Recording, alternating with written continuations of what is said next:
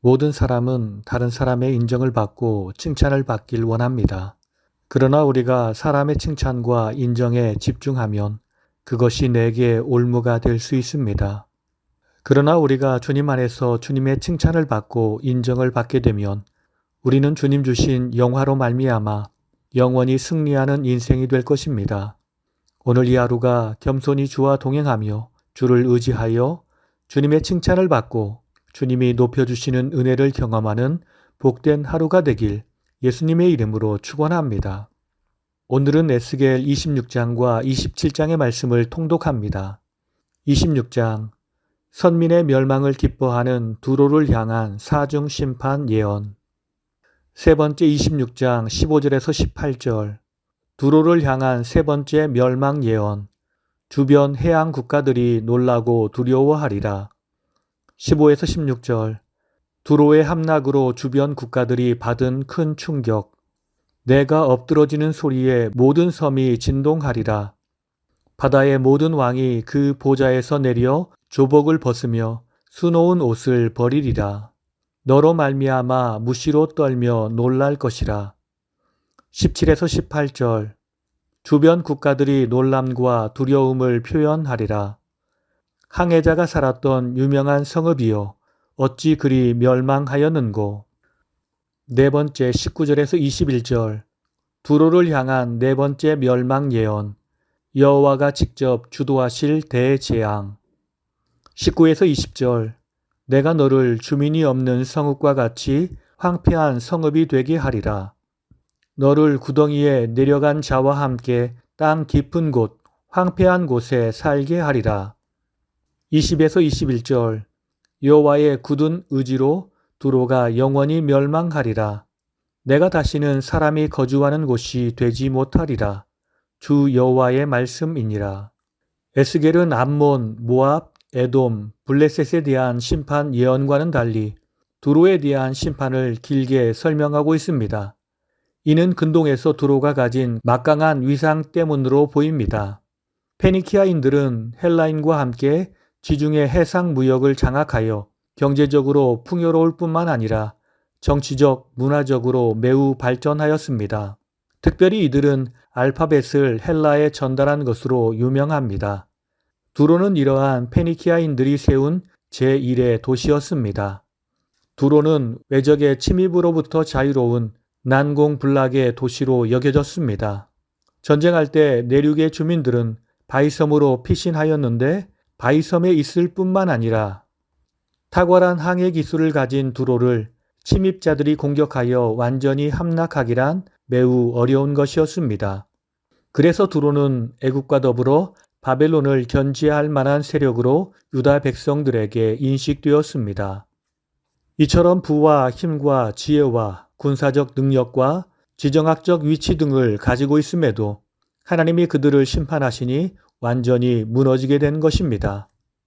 두로가 멸망한 것은 아수르도 아니고 바벨론도 아니며 헬라 제국을 이룩한 알렉산더 대제에 의해서 주전 332년에 완전히 멸망합니다.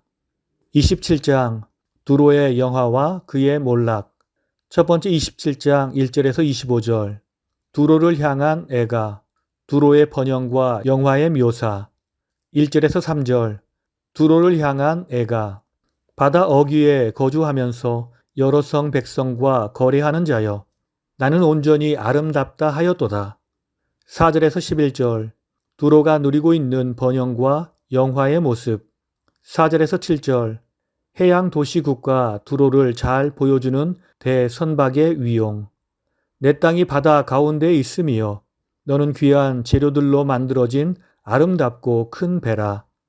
8절에서 11절 두로가 고용한 인력들과 용병들의 위용. 시돈과 아루왓 주민들이 내 사공이 되었으며 바사와 룻과 붓이 내 군대 가운데에서 병정이 되었으며 용사들은 내 여러 망대에 있었으며 내 사방 성 위에 방패를 달아 내 아름다움을 온전하게 하였도다. 12에서 25절 두로의 번영과 영화의 원천인 두로의 해상 무역의 모습. 다시스는 각종 보화가 풍부함으로 너와 거래하였으며 도갈마 족속은 말과 군마와 노새를 내 물품과 바꾸었으며 드단의 상인, 유다와 이스라엘 상인, 워단, 야완, 아라비아, 게달, 스바, 라아마, 하란, 간네, 에덴, 스바, 아수르, 길맛의 장사꾼 등등이 무역을 했음. 내가 바다 중심에서 풍부하여 영화가 매우 크도다. 두로는 고대 중근동 지역의 나라들이 바다를 통해 무역하려 할 때 또는 지중해 연안의 나라들이 중근동 지역으로 물건을 팔려고 할 때 입구처럼 지나다녀야 하는 항구였습니다. 대표적인 항구가 두 개가 있었는데 하나는 시돈 항구로 이 항구에서는 보통 시돈을 향해 나가는 곳이었고 다른 하나는 애굽 항구라고 불렸는데 남쪽에 있는 애굽을 향하는 항구였습니다. 두로는 이러한 무역을 통해서 막대한 부를 얻을 수 있었습니다. 오늘 말씀을 통해 주시는 교훈은 첫째로 세상 영광만 쫓아 사는 사람은 결국 허무함만 느끼게 될 것입니다. 26장 15에서 18절은 두로의 완전한 파멸을 본 이웃나라, 특히 두로와 밀접한 관계에 있었던 나라들의 반응을 기록한 말씀입니다. 그들은 그렇게 강력했던 나라가 하루아침에 멸망하는 모습을 보며 허무한 감정을 느낍니다. 두로는 진실로 큰 영화를 누리던 곳이었습니다. 그랬던 곳이 순식간에 파멸하여 아무것도 남지 않은 맨 바위같이 되고 그저 어부들이 그물이나 말리는 곳으로 변하고 말았습니다. 역사적으로 유명한 성읍들은 패망하여 황무하게 되더라도 대부분 그 유적을 남겨놓았습니다. 그러나 두로성은 아예 그 유적조차 남겨놓지 않았습니다. 이처럼 세상 영광만 추구하는 사람의 결론은 허무함으로 끝나게 될 것입니다. 흔적조차 남지 않는 허무함으로 끝나게 될 것입니다. 그러므로 우리는 세상에서 의미를 발견하지 말고 세상을 자랑하지 말고 오직 주님 안에서 내 의미를 발견하고 내게 참 의미이신 주님을 자랑하며 살아야 합니다. 그럴 때 우리의 모든 것 되신 주님이 우리의 삶을 책임져 주시어서 우리의 흔적마다 귀한 열매를 맺게 하실 것입니다. 두 번째, 연약한 인생을 의지하는 사람은 반드시 낭패를 당하게 됩니다. 27장 9절과 10절은 두로가 교만하게 된 또 다른 이유를 이야기하고 있습니다. 본문에 의하면 두로는 여러 나라의 용병들에 의해 호의를 받고 있었습니다. 여기서 보면 바사와 룻과 붓과 아루와 사람들이 두로의 군대가 되었다고 했습니다. 바사는 페르시아를 가리키는데 페르시아 사람들은 훗날 바빌론 제국을 무너뜨리고 거대한 제국을 건설한 나라였으며 그 군대는 용맹하기로 유명했습니다. 또한 룻은 소아시아 연안의 리디아를 가리키고 붓은 오늘날 리비아 지역을 가리키는데 룻과 붓 사람들은 다른 나라의 용병으로 많이 활동했습니다. 이처럼 두로는 큰 나라는 아니지만 가진 돈으로 용병을 끌어들여 강력한 군사력을 갖게 되었습니다. 그들은 천혜의 요새와 최고의 용병들로 인하여 안전할 것이라고 믿었지만 그들의 그러한 믿음은 참으로 허망하게 무너지고 말았던 것입니다. 그렇습니다. 자기의 힘을 의지하고 다른 사람을 의지하는 사람은 허망하게 무너질 것입니다. 왜냐하면 강력한 하나님이 무너뜨리시기 때문입니다.